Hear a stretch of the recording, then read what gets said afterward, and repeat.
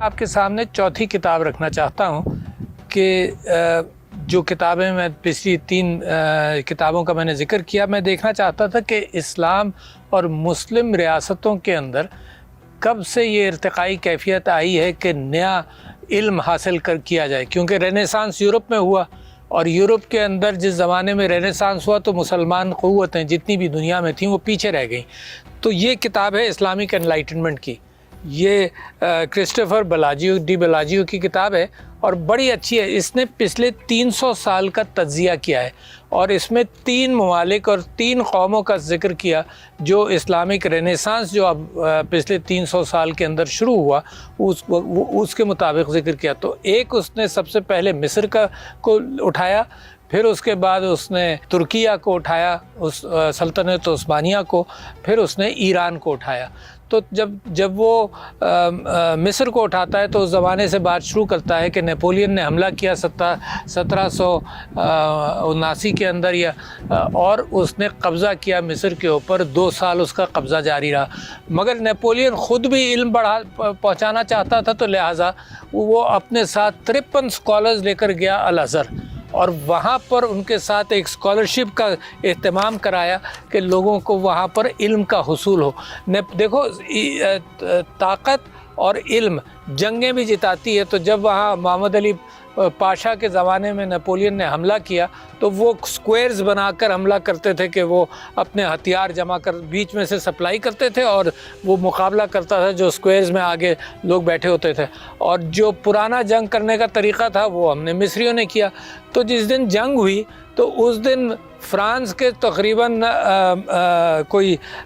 30 لوگ مرے نیپولین کے، اور مسلمانوں کا جو فوج تھی اس میں تقریباً 1000 کی شہادت ہوئی۔ تو لہٰذا جب سے زمانہ بدلنے لگا تو اس نے وہاں پر پھر جو محمد علی پاشا تھا اس نے لوگوں کو بھیجا فرانس، اس نے لوگوں کو، اس کے اندر تحتاوی بھی تھے، حسن العطار تھے جو فرانس سے علم لے کر آئے، اور بڑا فرق اور تبدیلی لانے میں محمد علی پاشا کا بے انتہا کردار۔ اس کے ساتھ ساتھ سعودی عرب میں عبد الوہاب نجدی اور سعود کے درمیان ایک معاہدہ اور ایک ریوائول ہو رہا تھا عثمانی سلطنت کے خلاف، وہ اس کے ساتھ ساتھ ہو رہا تھا۔ تو محمد علی پاشا کے زمانے کے اندر آپ سے میں ذکر کروں کہ انسان کا جو ڈسیکشن ہے باڈی کا ہے ہیومن انیٹمی کے لیے، وہ 1565 کے اندر یا فریڈرک دا گریٹ کے زمانے میں شروع ہو گیا تھا یورپ میں، مگر مسلمانوں کے ہاں وہ بھی پیچھے رہا۔ تو سب سے پہلے مصر میں شروع ہوا، اور اس کے بعد اس کے ساتھ ساتھ ڈیلیگیشنز گئے رفاع طہطاوی کے حوالے سے جو